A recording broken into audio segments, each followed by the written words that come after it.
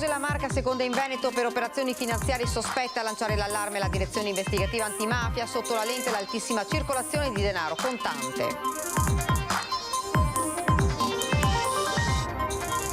Raffica di incidenti a Conegliano, insegnante 47enne investita sulle strisce pedonali e in fin di vita. Grave anche un motociclista 32enne travolto da un'auto a refrontolo.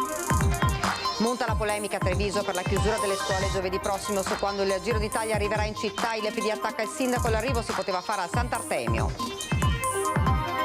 Aggredito e picchiato dopo che aveva visto 4 stranieri entrare con fare sospetto nel giardino condominiale, accaduto a Oderzo, indagano i carabinieri.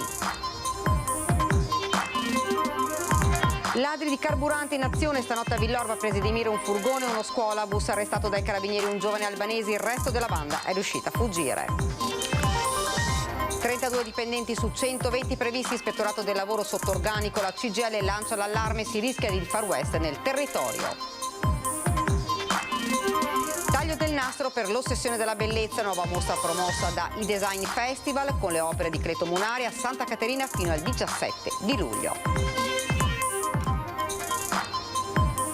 Buonasera, ben ritrovati, edizione trevigiana dei nostri notiziari. Dunque l'avete sentito dai titoli, in primo piano le infiltrazioni mafiose negli appalti dell'amministrazione e le leggi antiriciclaggio. Questo è il tema di una mattinata di studio alla quale hanno partecipato oltre 150 tra comuni ed enti locali della Marca e del Veneto.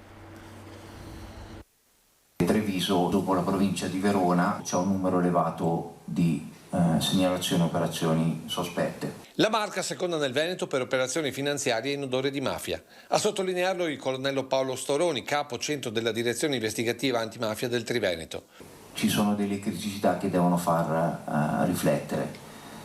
A livello nazionale, in relazione al PIL, il Veneto nel 2020 è stata la prima regione di tutto il centro-nord col più alto numero di comunicazioni oggettive. È l'unica regione del centro-nord che viene classificata con il colore rosso. Segnali di un'economia in difficoltà che trova a volte, cercando per prima, risposte dal mondo mafioso. Denaro che arriva facilmente quando le banche chiudono le porte, ma anche crediti recuperati con la forza e la violenza di capibastone perché la via legale non dà certezze. E nello spaccato tracciato oggi dai banchi di Casa dei Carraresi però c'è anche un segnale forte di evasione fiscale dal Veneto. Importo medio di denaro in contanti, il Veneto è la prima regione a livello nazionale. È inevitabile fare anche una correlazione con una certa propensione all'evasione. Sotto esame della DIA più di qualche categoria della catena economica. Commercialisti, avvocati, a volte notai, consulenti del lavoro e una quinta categoria funzionari di banca. Ed è su questi che la DIA si sta particolarmente concentrando. Quello che percepiamo nei livelli intermedi per quanto riguarda le banche, a livello investigativo vediamo che il fenomeno della corruzione di funzionari preposti all'apertura di linee di credito o a valutare una serie di certificazioni che il cliente produce per avere dei finanziamenti, la corruzione è ancora presente, è presente anche in modo non irrilevante. In questo scenario si inseriscono gli appalti della pubblica amministrazione, motivo di incontro oggi a Treviso per oltre 150 tra comuni ed enti, in presenza e collegati. Proprio per cercare di allertare l'attenzione dei comuni della regione nella gestione dei fondi previsti dal PNRR. Questo è il grosso pericolo futuro. Giornata tragica anche quella di oggi sulle strade della Marca, alle 11:30 a Parè di Conegliano in via Ortigara. Una donna di 47 anni è stata investita mentre attraversava la strada sulle strisce pedonali, a travolgerla un'auto condotta da un 76enne residente nel Pevigino. L'impatto è stato violento, la donna insegnante residente in provincia di Ravenna è stata sbalzata sull'asfalto, subito soccorsa dai sanitari è stata trasportata all'ospedale di Conegliano. Le sue condizioni sono molto gravi, sul posto anche anche la polizia locale. Ed un altro grave incidente si è verificato a Refrontolo in località Crevada. Qui lo scontro è stato tra una moto condotta da un 32enne ed un'auto alla guida della quale c'era una donna di 53 anni. Nell'urto violentissimo il motociclista è stato sbalzato a decine di metri. Soccorso, è stato trasportato con l'elicottero del SUEM al Cafoncello, dove è ricoverato in prognosi riservata. Sul posto la Polstrada ed i vigili del fuoco. E di mattinata si è verificato anche un altro incidente a Fonte Alto nello scontro tra un Apecar e una moto. Sono rimasti feriti un 43enne e un 83enne. Fortunatamente le loro condizioni non sono gravi. Meno di una settimana all'arrivo del Giro d'Italia in città e continuano le polemiche sulle scuole chiuse. Il Partito Democratico critica la scelta del centro piuttosto del Sant'Artemio. Il sindaco si scusa per i disagi, poi ironizza sui Dem. Farlo in centro alla città in un giovedì durante la fine della scuola, tra l'altro una scuola molto difficile, nel senso che il percorso dei ragazzi in questi ultimi 2 anni è stato difficilissimo. Questo penalizza tanto le famiglie che, devo dire la verità, anche io ho ricevuto tante telefonate, sono arrabbiatissime. Venti di polemica sulla tappa trevigiana del Giro d'Italia. La chiusura delle scuole giovedì prossimo di ben 2 giorni per le Stefanini ha creato un partito trasversale fatto di genitori che non hanno per nulla apprezzato la decisione di tenere a casa i ragazzi. Partito che, per voce di Democratici in Comune, aveva da proporre un'alternativa alla logistica della corsa rosa. Perché non sfruttiamo l'area diciamo così, dell'attuale provincia, quindi il Sant'Artemio? Spazi ampi, là c'era il posto anche per i ciclisti, per cambiarsi, per mettere la stampa, poi facevano il giro per la città, mantenevano le scuole aperte, tutti erano contenti e chi voleva andare a vedere il giro poteva andarlo a vedere. Dal canto suo il sindaco, pur scusandosi per i disagi, sottolinea: è vero che si poteva anche tenere aperte le scuole, è altrettanto vero che è stata fatta un'analisi da parte della prefettura che ha stabilito la chiusura delle scuole, e quindi i sindaci si adeguano a quelle che sono delle decisioni, soprattutto in materia di ordine pubblico, che arrivano dagli organi superiori. Come dire, obiettivo sbagliato prendersela con lui, e ai cittadini arrabbiati lancia una proposta. Mi scuso con i genitori perché poi i disagi sappiamo che ci sono, chiedo un po' di pazienza, chiedo un po' di collaborazione, magari di sfruttare una giornata che invece di essere didattica a scuola può diventare didattica attraverso lo sport, attraverso il ciclismo, e magari può diventare anche una giornata in compagnia dei nonni che possono così approfittare di vedere il giro e di stare insieme ai loro nipotini. Poi, per concludere, il sindaco la butta in politica. Mi fa sorridere francamente che il Partito Democratico cerchi questi spunti per fare opposizione, per raccattare un po' di voti, segno evidente di una disperazione che li sta purtroppo travolgendo. E credo che il passaggio del Giro d'Italia è un'opportunità per tutta la città, compresi quelli del PD che oggi si lamentano, come sempre fanno purtroppo. Hanno le ore contate i 4 stranieri che mercoledì sera hanno aggredito con calci e pugni un 45enne di Oderzo. La vittima ha riportato delle contusioni giudicate guaribili in alcuni giorni. I carabinieri giunti sul posto stanno ricostruendo la dinamica del grave fatto. Secondo le prime testimonianze, i 4 in tarda serata sono arrivati nei pressi di via Maddalena, sono entrati nell'area privata di un condominio. Forse, ma è tutto da appurare, ce l'avevano con qualcuno. La lite è iniziata con un residente che stava rientrando a casa. L'uomo ha visto i 4 ed ha chiesto loro perché si trovassero lì. Ne è nata una discussione che in un primo momento sembrava terminata. L'uomo è entrato in casa, ma poco dopo si è accorto che erano tornati e quindi uscito nuovamente. A quel punto il gruppo si è accanito contro di lui con calci e pugni. A fermarli le grida di altri cittadini. I militari in queste ore hanno visionato le telecamere di videosorveglianza e 4 potrebbero essere presto identificati. E hanno forzato i bocchettoni di alcuni veicoli parcheggiati per aspirare il carburante. Una banda di almeno 3-4 persone. All'arrivo dei carabinieri un fuggi-fuggi generale, ma uno è stato bloccato ed arrestato.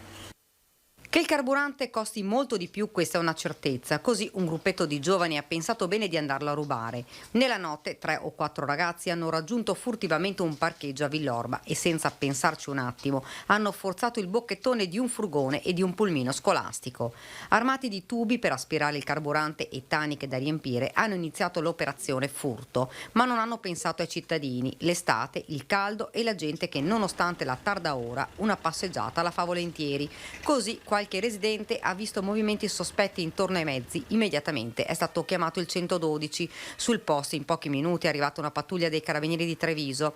Alla vista dei militari la banda si è dileguata, un fuggi generale, ma uno dei complici è stato bloccato ed arrestato dai carabinieri. Si tratta di un cittadino albanese di 22 anni residente nella provincia di Treviso, già noto alle forze dell'ordine. Taniche e carburante recuperati. Fra l'altro uno dei due mezzi presi di mira dai ladri è della MOM. Questa mattina si è svolto in tribunale il processo per direttissima. Arresto convalidato, il giovane è stato condannato a 6 mesi e 200 euro di multa con il patteggiamento. È stato rimesso in libertà. Il carburante a lui è costato davvero caro. È stato trovato senza vita Luca Zanoni, 55 anni, residente a Paese. L'uomo era morto da qualche giorno, viveva da solo in un appartamento. Sembra che sia stato il datore di lavoro a lanciare l'allarme ed avvisare alcuni familiari dell'assenza del 55enne. Immediatamente è stato dato l'allarme, sul posto sono arrivati i carabinieri e gli operatori del SUAM. Il medico non ha potuto fare altro che constatare il decesso dell'uomo. La notizia ovviamente ha fatto subito il giro del paese. E lutto nel mondo della cultura. Nella notte si è spento all'età di 64 anni Gianpier Nicoletti di Castello di Godego, storico, a lungo insegnante di lettere al Liceo Giorgione di Castelfranco e per 7 anni docente comandato dell'Istituto per la Storia della Resistenza e della Società Contemporanea della Marca Trevigiana. L'11 aprile, durante un'escursione ciclistica in Val Brenta, era stato colpito da un improvviso arresto cardiaco. Nonostante l'intervento dei soccorsi, le sue condizioni erano subito apparse molto gravi. Da quel giorno il 64enne non si è più ripreso. La scorsa notte, a causa di un nuovo malore, il suo cuore ha smesso di battere per sempre. E si svolgeranno lunedì prossimo 23 maggio i funerali di Giorgio Banderali, storico capo di gabinetto del sindaco Gentilini. Le esequie di uno dei volti più conosciuti di Casugana, scomparso all'età di 72 anni, sono fissati alle 16 nel Tempio Trevigiano di San Nicolò. E cambiamo argomento. A Mogliano Veneto al via il progetto per contrastare bullismo e reati gravi dove sono coinvolti i minori. Noi abbiamo messo in piedi questo progetto che si chiama Mediazione, proprio perché parte dalle scuole medie, dalle scuole secondarie di primo grado, perché bisogna già agire e capire dov'è il disagio già dalle scuole medie, quindi dai ragazzi preadolescenti e adolescenti. Mediazione è un progetto sperimentale pilota in Veneto che l'amministrazione di Mogliano ha ideato e ha tutte le intenzioni di mettere in atto per riuscire a dare un aiuto concreto ai giovani i cui comportamenti hanno destato e destano tuttora preoccupazione. Negli ultimi anni le baby gang che imperversavano nel territorio hanno creato apprensione e allarme. Molti di noi ricorderanno poi il caso che destò più sconcerto quando nel marzo del 2021 la 26enne Marta Novello fu brutalmente aggredita con un pugnale da un minorenne mentre faceva jogging. Il progetto ha lo scopo di contrastare reati gravi commessi da minori, i fenomeni di bullismo, la tensione relazionale e l'esclusione sociale, oltre a far comprendere il senso della mediazione umanistica e della giustizia riparativa,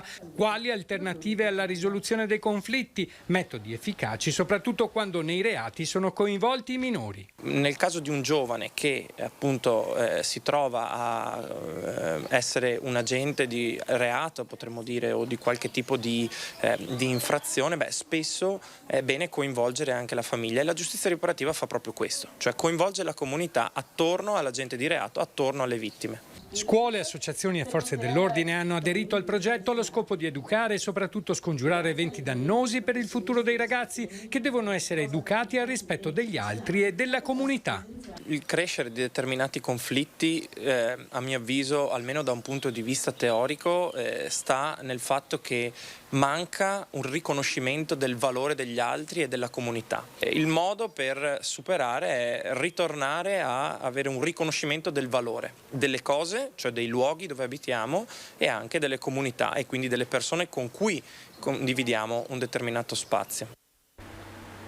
Ispettorato del lavoro, situazione quasi al collasso. La denuncia arriva dalla funzione pubblica CGIL di Treviso. Marta Casarin, nel territorio si rischia il Far West. I dati sono chiari, la carenza di organico all'Ispettorato del Lavoro ha davvero raggiunto una soglia più che preoccupante.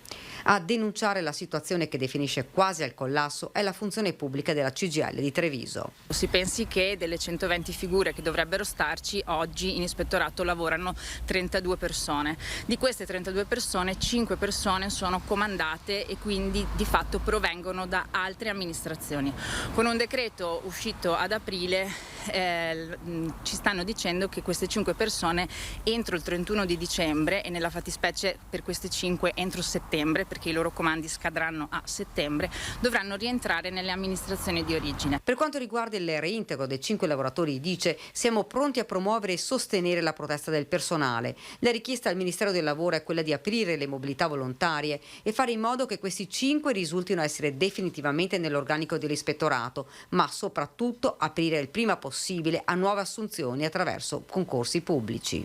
Ispettorato che, come sappiamo, ha un ruolo centrale nella salvaguardia e nella tenuta del sistema produttivo anche del nostro territorio, che è stato anche visto in questi mesi e negli ultimi mesi, territorio dove anche le morti sul lavoro sono state abbastanza all'ordine del giorno e quindi noi riteniamo che sia necessaria un'implementazione del personale. Se non si procedesse quanto prima a nuovi inserimenti si rischierebbe il Far West in provincia, commenta duramente Marta Casarin. C'è un grande rischio nella tenuta dei servizi che già oggi fa fatica a resistere, ma non per la mancata volontà del personale, ma per il numero esiguo delle persone che lì ci lavorano. Per il bene di questo territorio e nel mantenere uno stato di legalità e di diritto per salvaguardare la salute e la sicurezza nei luoghi di lavoro, chiediamo all'amministrazione centrale di intervenire subito e invertire la tendenza, investendo sul personale attraverso le stabilizzazioni e nuove assunzioni. Contrariamente, chiude Casarin, come sindacato siamo pronti a promuovere e sostenere le forme di proteste necessarie.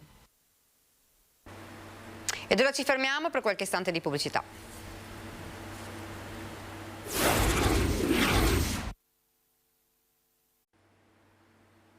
Siamo tornati in studio, andiamo a Quinto, conduttura rotta lungo la Noalese, la situazione è più grave del previsto ed i lavori si protrarranno per almeno altre 2 settimane. Non c'è pace per il traffico lungo la Noalese. Le code di disagi alla circolazione a Quinto a causa del cantiere della Veritas per la riparazione di una conduttura sono destinati a protrarsi più del previsto. La voragine apertasi sulla strada non è l'unica. In realtà ieri ho avuto la conferma, parlando anche con i tecnici di Veritas, che la voragine era data da un problema più grave, la conduttura è rotta in più punti, non si può riparare e di conseguenza devono creare un bypass temporaneo e per poi una conduttura nuova. Un intervento, ha comunicato Veritas all'amministrazione, che non può essere effettuato nelle ore notturne. I disagi quindi continueranno. Capisco che la Noalese è una strada molto trafficata e avere un semaforo con un unico senso di marcia crea disagi, però gli chiedo a tutti di pazientare, insomma, e a breve avremo risolto questo problema. Quanto tempo ci vorrà, Sindaco? E Veritas mi dice che hanno bisogno ancora di un paio di settimane.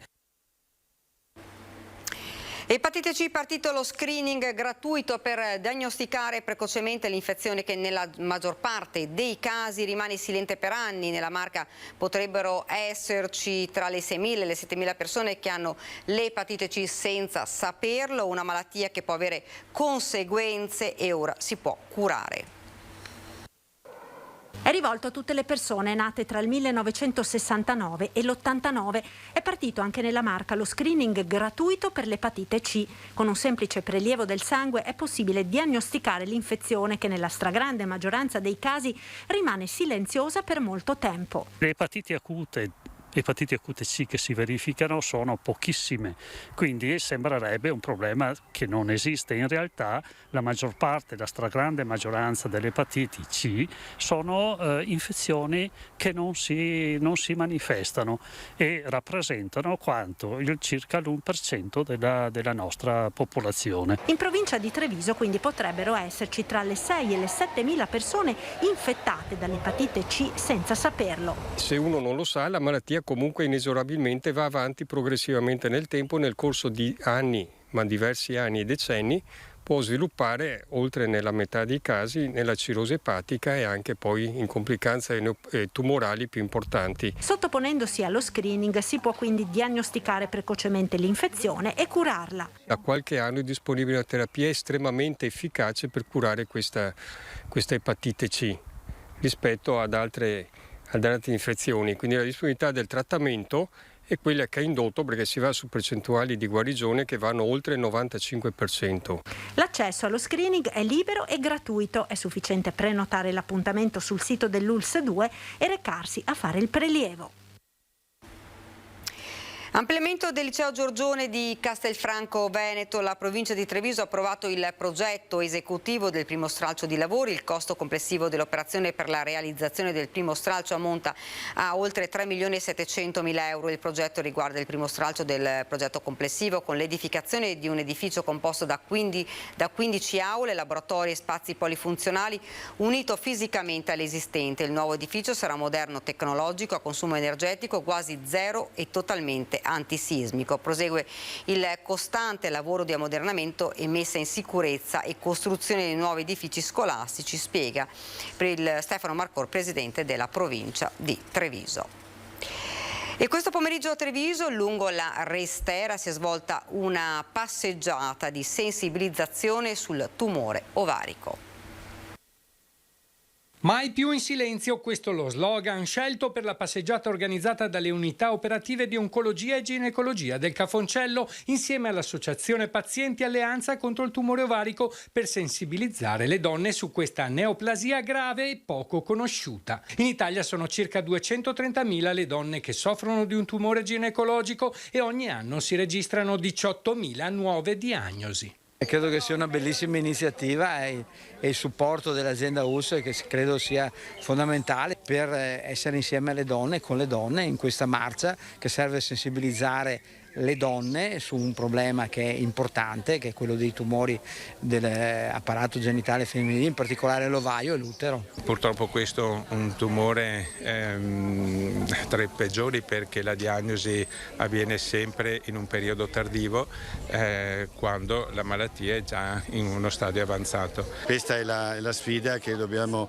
cercare di vincere, cioè di trovare questo tumore in uno stadio più precoce in modo da poterlo curare in maniera definitiva. La passeggiata da Prato Fiera ha percorso per 5 chilometri il Sile lungo la Restera, passo a passo con le pazienti del reparto di oncologia dell'ospedale Cafoncello, i loro parenti, amici e sostenitori dell'associazione ACTO Onlus. Dobbiamo iniziare a parlare di tumore ovarico, dei tumori ginecologici, dell'HPV, perché fino adesso praticamente si è parlato poco e l'informazione è molto importante.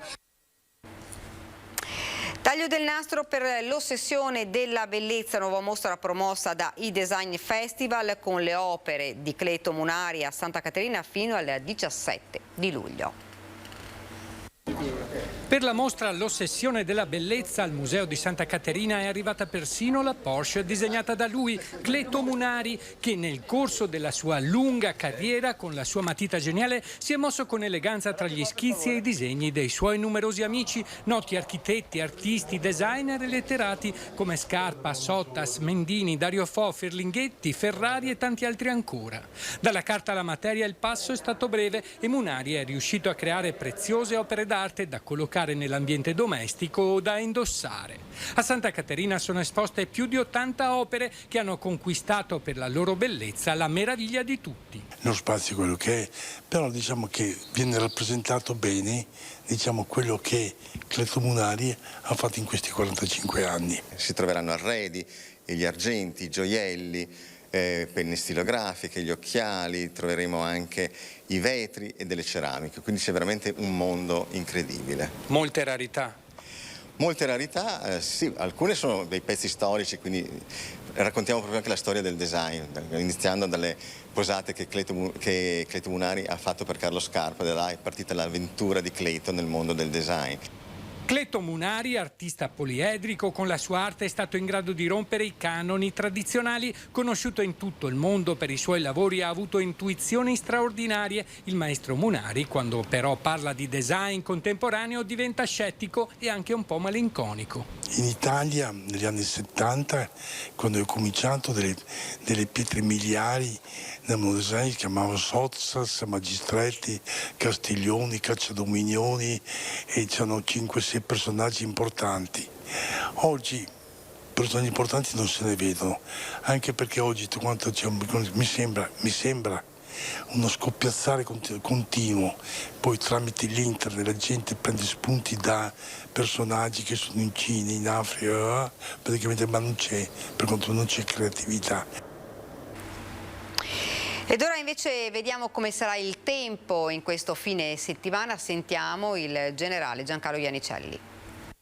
Ancora l'alta pressione, l'anticiclone delle Azzorre si espande verso di noi gradualmente fino ad arrivare sulle nostre zone, quindi le nostre zone sono quelle meno protette. È evidente sulla carta, ecco l'anticiclone dall'Atlantico si estende su di noi e si indebolisce proprio sulle nostre zone, è ancora attivo, però naturalmente è la periferia dell'anticiclone. Da qui, da questa posizione, favorisce una discesa di aria fresca, instabile, che va a colpire proprio le nostre zone. Vedete, dà vita, per renderlo più visibile, queste linee di instabilità non molto organizzate, che però, scontrandosi con aria calda, con uno strato di aria veramente calda, dà vita a qualche temporale, a qualche fenomeno temporalesco, con molta probabilità sui rilievi e soprattutto su quelli che guardano verso nord. E in pianura dovrebbe risolversi con un aumento della nuvolosità temporanea, ecco, qualche fenomeno di cumuli anche imponenti e qualche piovasco ma molto, molto isolato, nulla più. Quindi tutto sommato un fine settimana che avrà ampi spazi di sereno.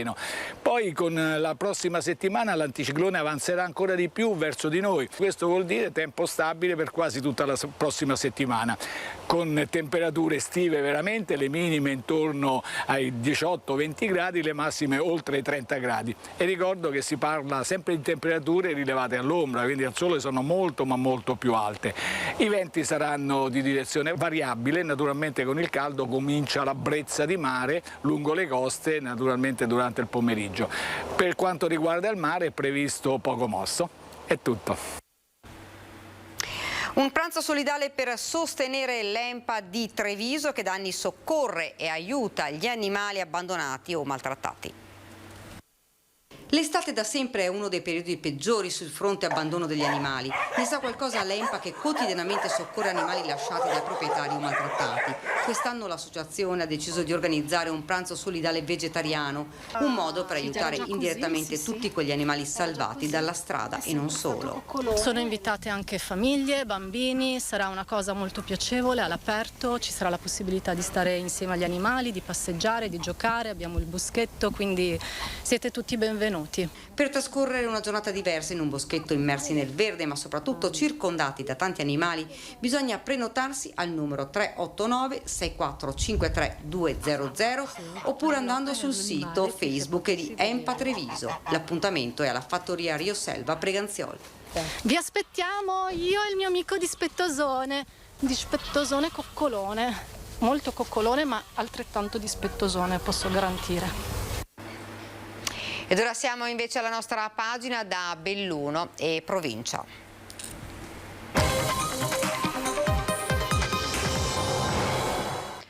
Conto alla rovescia per il Giro a Belluno. Dal capoluogo partirà infatti una tappa che potrebbe essere anche decisiva per la vittoria finale.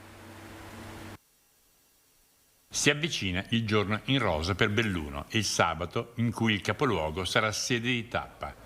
Per il Giro d'Italia saranno molte in quella giornata le modifiche alla viabilità, a cominciare dalla chiusura del parcheggio di Lambioi, dove verrà ospitata la carovana in rosa. Probabilmente sabato mattina i disagi saranno molti, ma solo se i cittadini decideranno di prendere la propria auto. Se decideranno di lasciare l'auto a casa, avranno il mezzo pubblico a disposizione gratuito, e la possibilità di arrivare nelle zone centrali comodamente e senza dover subire i disagi tipici del traffico, della ricerca del parcheggio e della ricerca della possibilità di effettuare un percorso in breve tempo. Sabato 28 maggio la carovana si muoverà partendo da Piazza dei Martiri e attraverso Piazza Vittorio Emanuele, Piazza Santo Stefano, via Simon da Cusighe, via Lungardo, Ponte dell'Anta, via Sarajevo, Ponte Dolomiti, via Miari e via Montegrappa, si porterà alla partenza di Villa Buzzati. Da lì, attraverso Visome, la corsa in rosa lascerà Belluno per entrare in territorio di Limana. Tutte le strade verranno chiuse dal primo mattino, rimanendo tali fino a dopo il passaggio di tutta la carovana. I cittadini devono collaborare per la perfetta riuscita di questa iniziativa, ma per la mia esperienza devo dire che in queste manifestazioni così importanti e così reclamizzate e così anche aspettate dalle persone, la collaborazione sicuramente non mancherà.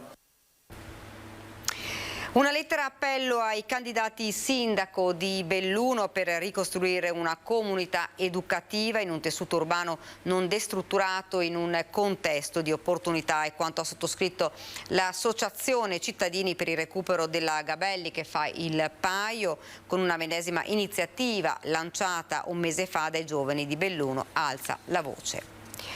Ricorre domani il centenario della nascita di Augusto Mürer, lo scultore bellunese noto in Italia e nel mondo per le sue opere sparse non solo nei musei ma anche in numerose vie e piazze d'Italia, in diversi palazzi, monumenti e opere civili. Il calendario di celebrazioni alla sua memoria è come un'opera d'arte. Io credo che francamente abbia avuto indubbiamente un ruolo importante nell'ambito della scultura del Novecento. Parla Bruno Mürer, che stamattina a Palazzo Piloni con i fratelli Ornella e Franco non senza commozione ha ricordato il padre Augusto, lo scultore che ha interpretato da protagonista nel Veneto e in Italia le istanze di rinnovamento del secondo dopoguerra, lasciando nel patrimonio pubblico e privato il segno di una forza creativa in sintonia con la crescita della comunità. Il 21 maggio ricorre il centenario della nascita a Falcade di Augusto Mürer e l'occasione speciale sarà celebrata con un lungo elenco di iniziative coordinate dall'amico scultore Elio Armano, che ha radunato partner importanti, Regione, Provincia, Comuni di Belluno e Falcade, Fondazione Teatri, Museo Fulcis, ABM e Longarone Fiere. Sono stati i familiari che mi hanno chiesto di occuparmene. Non è una cosa facile, perché sono passati 37 anni da quando Augusto se n'è andato a Padova.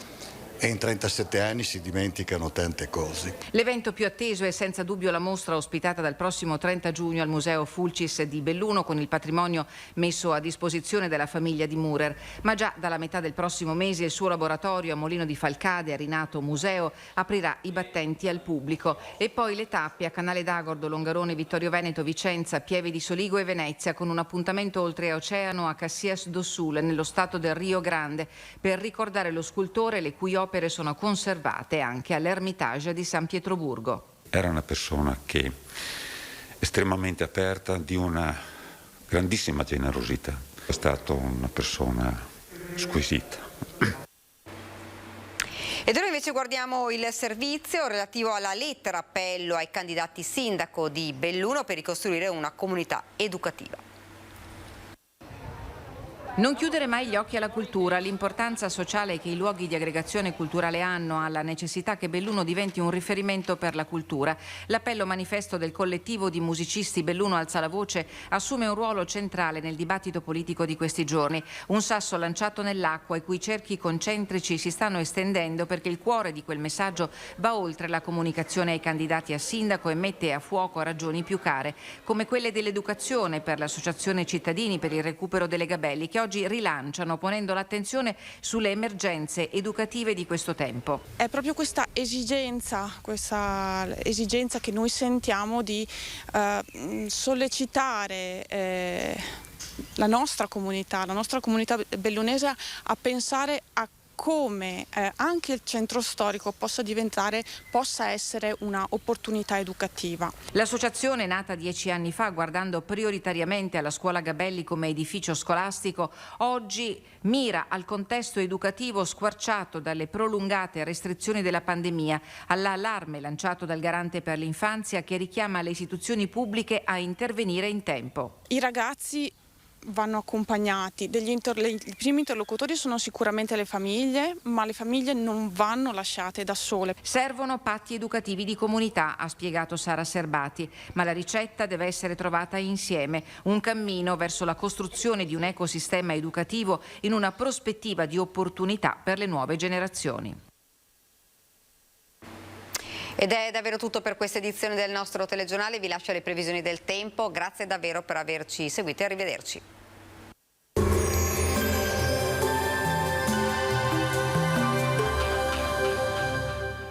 Entra nel mondo Lolato.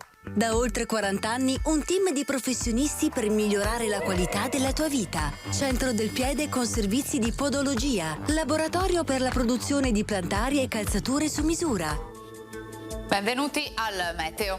Alta pressione africana, bel tempo e caldo fuori stagione con valori da piena estate. Vediamo il dettaglio di sabato 21 maggio. Sul Veneto la giornata sarà contraddistinta da un ampio soleggiamento ovunque, qualche addensamento nel corso del pomeriggio in montagna con possibili veloci acquazzoni.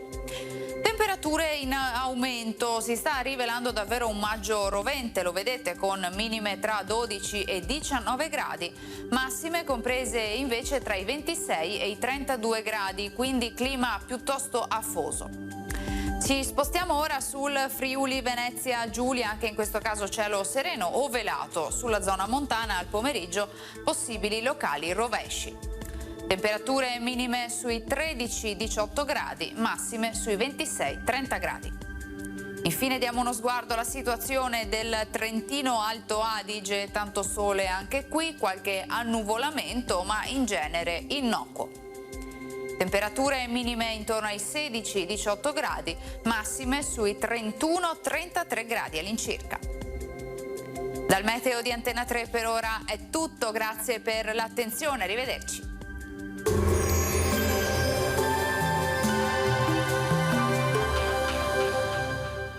Busti, tutori e protesi di arto personalizzati. Ortopedia e sanitaria Lolato. A Treviso e Montebelluna. Lolato, soluzioni per star bene.